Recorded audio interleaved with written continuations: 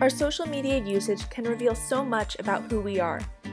Although perhaps not immediately obvious as a form of temporal play, social media greatly influences and reflects our own opinions and relationships to time itself. Different social platforms allow for different experiences of time. For example, the recent popular app, TimeHop, allows users to look back at what they posted or pictures from that day throughout the years. Facebook's On This Day features demonstrate a similar function. These features are popular because they allow users to reflect back on their past selves. What kind of people were they? How have they changed? What memories are suddenly remembered? TimeHop and On This Day, amongst the other social media websites, represent a desire to reanimate the past within the present. Other social media websites and apps focus more on the present or the future. Snapchat, the popular picture messaging app, requires users to live in the present by deleting picture messages after a maximum of 10 seconds of viewing. With the exception of a few workarounds or features within Snapchat itself, users cannot re-access past messages. Users must experience those conversations or interactions in the present because otherwise they are gone forever. Apps like Twitter, Facebook, and Instagram allow for a variety of relationships to time, depending on the users themselves. Some people may choose to use these platforms to reflect on past events or relay old memories, but others may choose to use these sites as a means to communicate in the present and look to the future. The ways in which users interact with these websites and apps reveals more about the users themselves than the intentions and purposes of social media. So how do Harry Potter characters fit into all this? Simple. What if each of these characters had social media accounts? Imagine if Snape had a TimeHop, or Dumbledore had a Twitter. Sirius might still be hanging on to his MySpace while Harry sends Snapchats to his friends. The possible choices of social media reflect how each character interacts with time and how effectively or ineffectively they are able to move on from their traumatic histories. Our relationship with the past affects how we approach the present and our futures. J.K. Rowling's examination of time in the Harry Potter series highlights the differences in various characters' approaches to the past, present, and future, and how some characters use their past productively while others do not. Take Snape, for example. While he is one of the most interesting and complex characters in the entire series, it's easy to see how Snape has locked himself into his own past. His love and obsession of Lily Evans, Harry's dead mother, extends from their school days to the day he dies. Whoops, spoiler! No amount of time and distance can lessen the love he feels for her or the desire to do right by her. Every action he takes throughout the series can be traced back to Lily.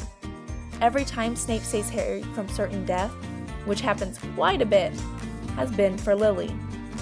In Harry Potter and the Deathly Hallows, a dying Snape gives Harry his memories to explain all of Snape's actions relating to Harry. In one of these memories, Dumbledore and Snape discuss the fact that Harry must die in order for Voldemort to be defeated. Snape says, "I thought, after all these years, that we were protecting him for her, for Lily. I have spied for you and lied for you, put myself in mortal danger for you. Everything was supposed to keep Lily Potter's son safe. Now you tell me you've been raising him like a pig for slaughter." Rather than keeping Harry safe for Harry's own sake and for the good of the wizarding world, Snape goes on to clarify he's only doing so because of Lily. Snape's Patronus, a spell to ward off the Dementors, appears in the form of a doe, to represent Lily as her Patronus was also a doe.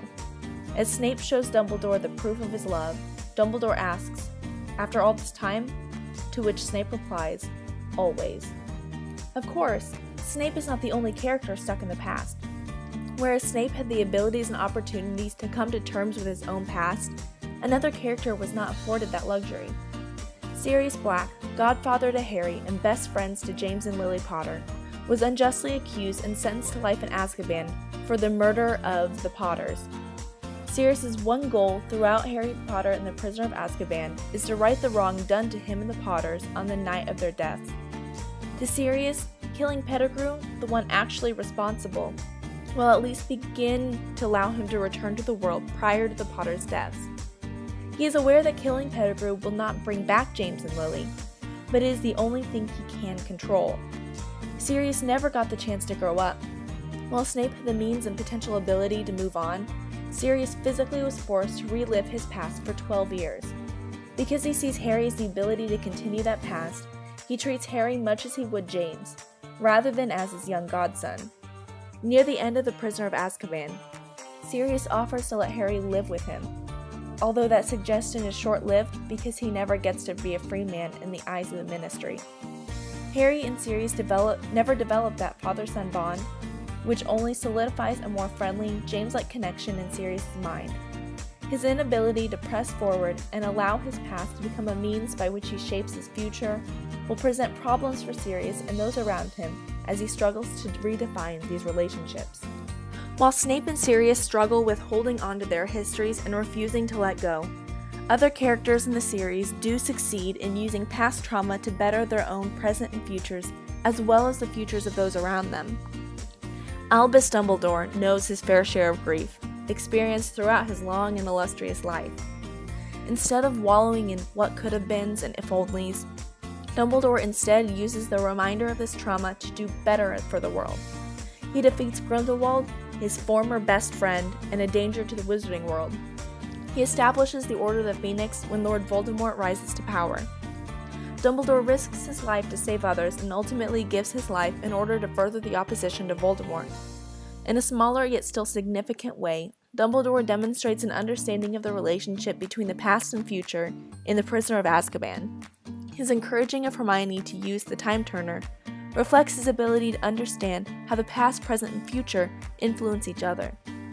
He gives Hermione and Harry the information they need to use the Time Turner successfully to save Sirius as well as Buckbeak, a hippogriff set to be executed on the same night.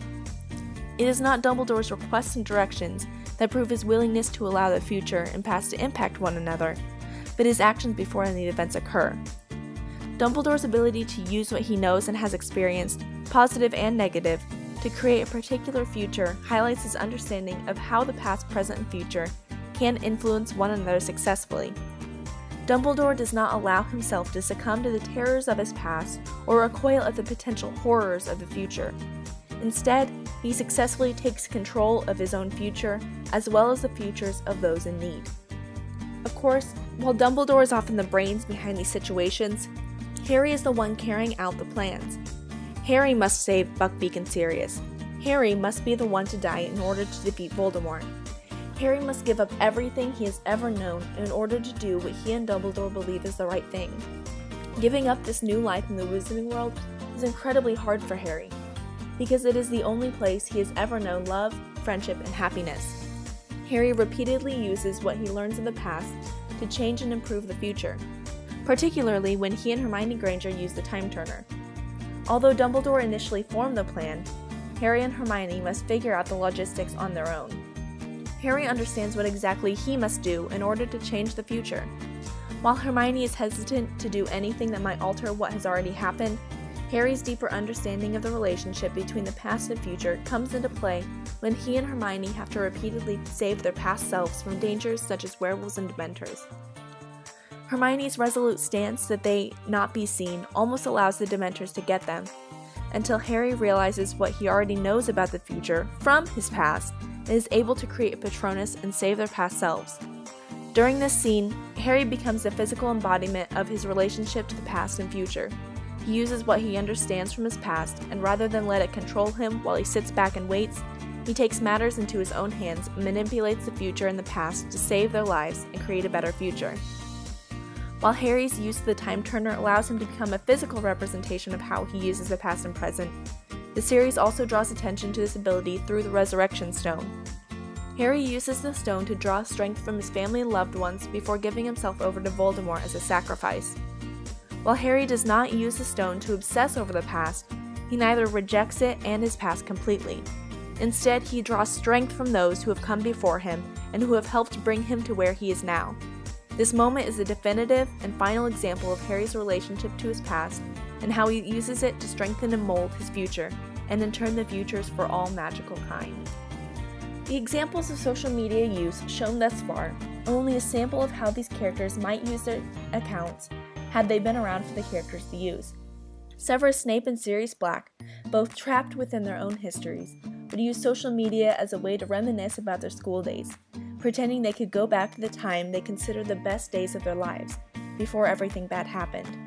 Albus Dumbledore and Harry Potter, on the other hand, recognize their traumatic past, but work to overcome them and use those histories positively. Their social media presences would show an acknowledgement of the past as well as, more importantly, the characters living and embracing the present with an eye on the future.